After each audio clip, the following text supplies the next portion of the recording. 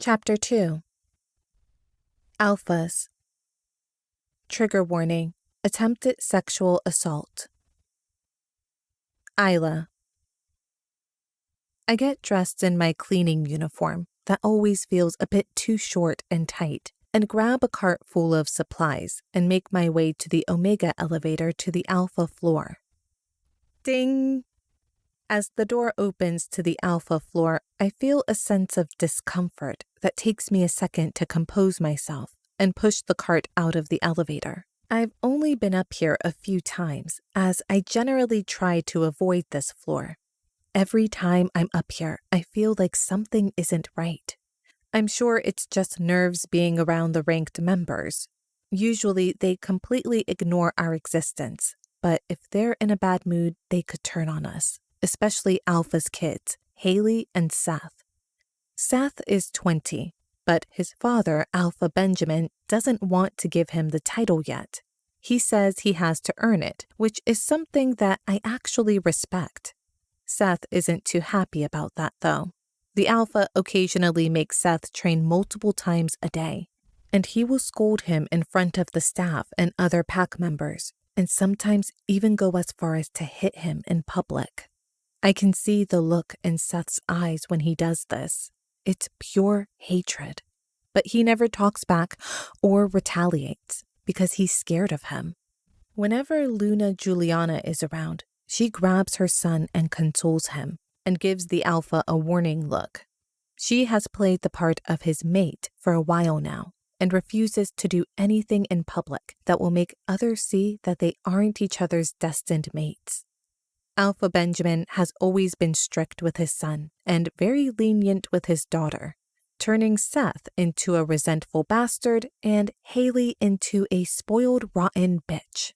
I can't decide which one is worse. I push my cart to the other end of the floor, past all the empty rooms that no one goes in. I think they were used for guests, but anyone who stays usually stays on one of the other floors.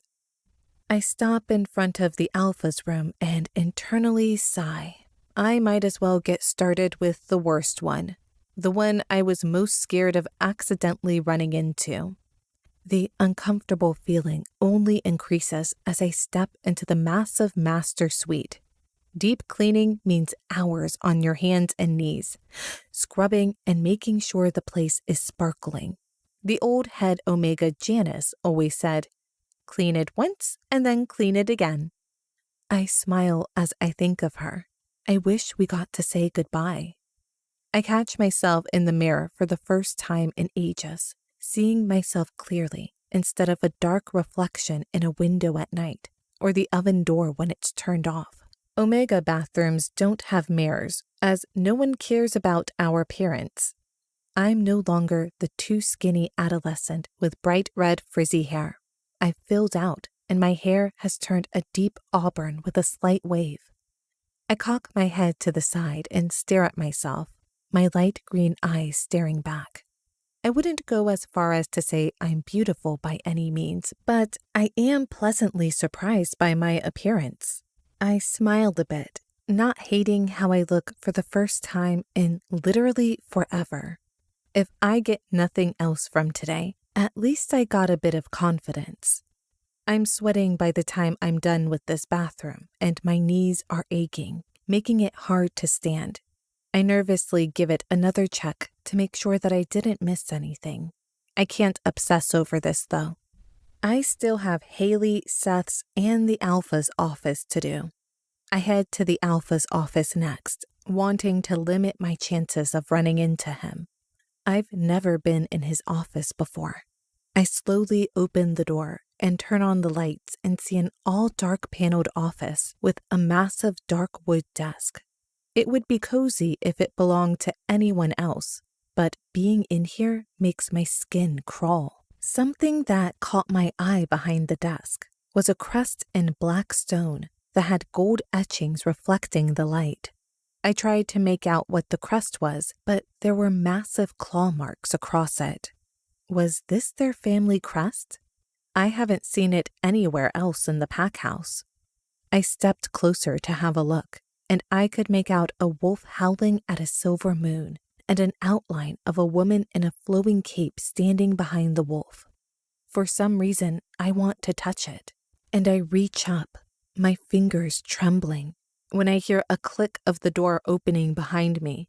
I let out a gasp as he comes up and grabs my hand away, inches from my face. "What the hell are you doing in my office? No Omega comes in here." He drags me out of the office, and I pull my arm away, rubbing it against the pane. I stutter, still in shock.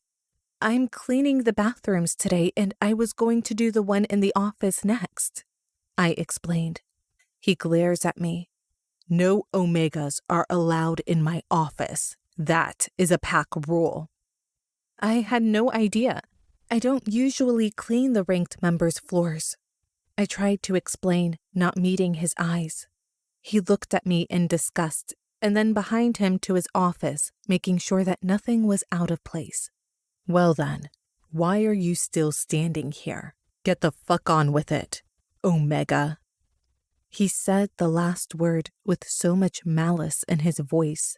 I walk behind him, cautiously retrieving my cart from the hallway. I'm almost to Haley's room when I hear him call out, "What's your name, runt?" "Isla," I reply, turning around to stare at him. "Well then, Isla, I'll make sure there is something special waiting for you this evening." He smiles, no doubt thinking of punishments for me, and heads into his office, slamming the door behind him. There's nothing the Alpha loves more than putting down Omegas and public punishments. It's like he needs to show his authority and have people fear him, even though he is the highest-ranked member of a prominent pack. I'm shaking as I enter Haley's room with anger more than fear now. Megan knew what she was doing. She knew we weren't allowed in there. I'm furious that now I'll be enduring a punishment tonight on top of finishing these bathrooms today. I look at the clock on her dresser and see that it is already past 1 p.m. I can't believe I spent that long in their bathroom.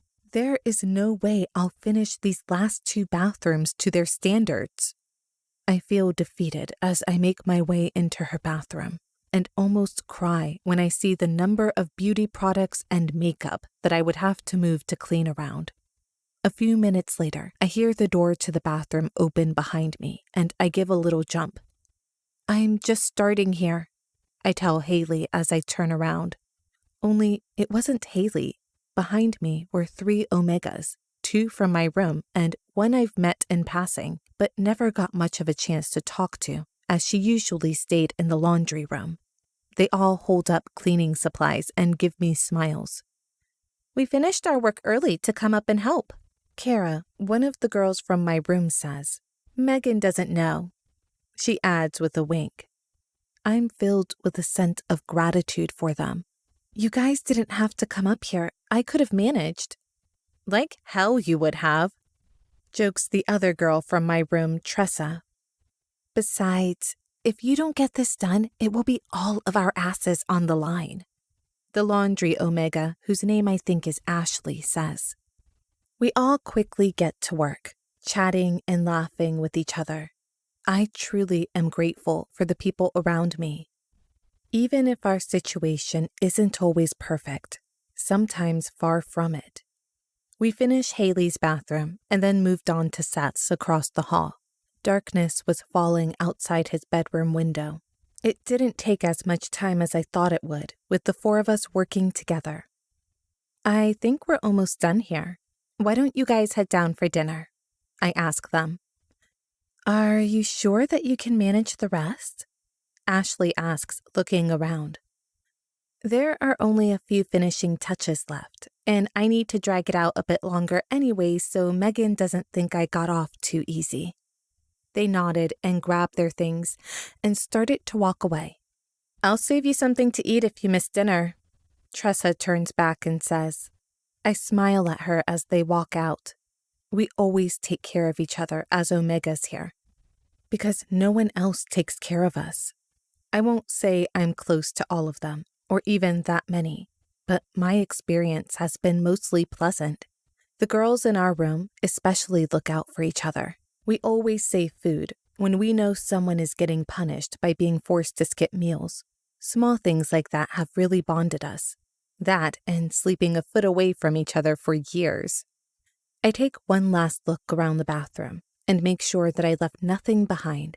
I bend down to put the last few supplies on the bottom of the cart when I feel someone come up behind me and grab my hips. I stand up and try to turn around, but he holds me tight, my back pinned to his chest. My breath hitches in my throat, and I freeze in confusion and panic. Going somewhere so fast? I just got here. His hot breath blows on my neck, making me shudder in disgust. Get away from me, Seth. I finally find my voice as I struggle to get away. There's only one reason that an Omega would be in my room this late in the day.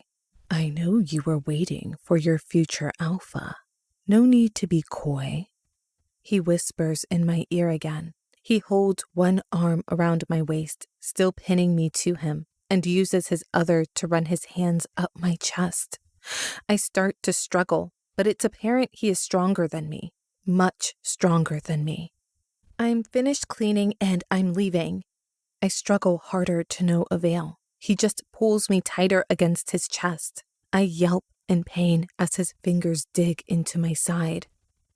It doesn't look like you're going anywhere. He chuckles when I scream. You're my property anyways. You have to listen to your alpha, he says while moving one hand up my skirt. I yell out to anyone to help me, but no one is on this floor. No one would care to help an Omega anyways. He's getting closer to my underwear and slides one finger under them, pulling them to the side. I'm going to show you pleasure like you've never known. You'll be screaming my name and begging for more. He removes his finger and brings it to my lips. Suck on this like a good girl, unless you want it to go in dry. I freeze, complete fear taking over me. I stop struggling. I'm shaking at this point, trying to think of any way out of this situation. He pushes his finger past my lips as I have an idea. I open my mouth and start slowly sucking on his finger, trying not to gag at the taste. He loosens his grip on me, thinking that I'm finally giving in. I see my chance and step on his foot as hard as I can. He freezes a moment in shock, and I turn around and knee him in the groin. He bends over as I run past him. He reaches up and rips my shirt from the front buttons. I pull away as hard as I can and run out of his room, down the main staircase that we're not allowed to use. I pass a few pack members that were visiting the pack house on the first floor. They stop to look at me in confusion. I keep running, bursting through the kitchen where the Omegas are finishing up their meal. Well, there you are. Megan looks me over, disheveled, and my bra visibly showing. I assigned you to cleaning duty, not to go and fuck, you little whore. I just want to be alone and go to bed, I say, brushing past her. She grabs my ear and pulls me back. Who were you with? She glares at me. I see the jealousy in her eyes as she realizes the possibility that I slept with the alpha, her alpha. Does it matter? I cleaned the bathrooms and I'm back here before bed. I didn't know you were in charge of my extracurricular activities. I smile sweetly at her, sick of her shit and reveling in her anger. She grabs my arm and I turn back to her, pulling it away. Get the fuck away from me, Megan. I did what you asked me to do. Now I'm going to bed. So sort out your jealousy for yourself. She is fuming now. He would never stoop as low as to be with a mutt like you. Then why are you so worried about it? I retorted. Fine, go to bed. I start to walk away. But you're sleeping outside tonight, chained to the post like the stray dog you are.